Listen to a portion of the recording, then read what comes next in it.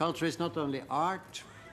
Culture is everything that defines, as was pointed out, who we are, where we are, what we should be, what we should do.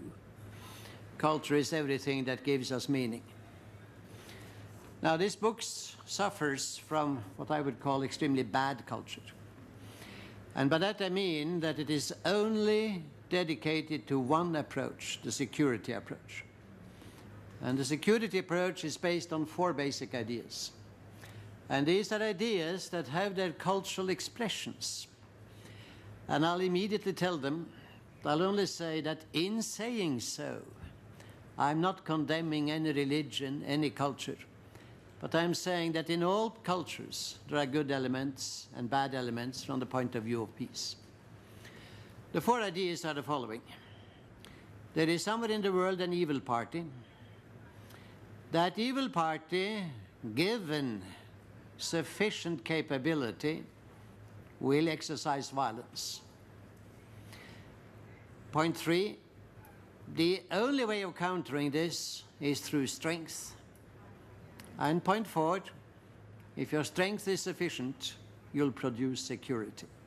So let me now mention what the alternative discourse is. It's based on 4 elements.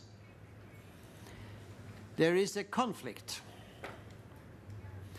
And that conflict is accompanied by the danger of violence because the conflict is not transformed. It's like a festering wound. The temptation to resort to violence in order just to settle the issue once and forever is a very human tendency. Number 3, the way to counter this is by transforming the conflict. And number 4, if you do that, you get peace. Now, this may sound naive, but this is the way we do it in most human affairs.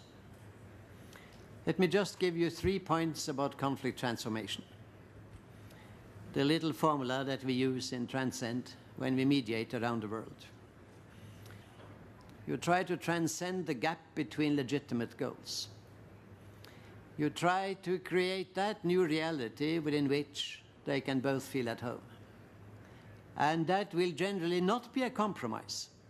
It will go beyond what they were ever dreaming of. A culture and practice of conflict transformation. And by that, I'm not thinking of something that diplomats should learn. In the experience we have with workshops around the world, training in mediation, our general experience is that the most skillful, the most creative are Jewish rabbis, Buddhist bhikkhus, artists, architects, engineers, and women. Some of the slowest people we have found are diplomats.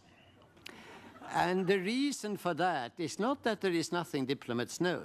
They know process, but they're not good at creativity.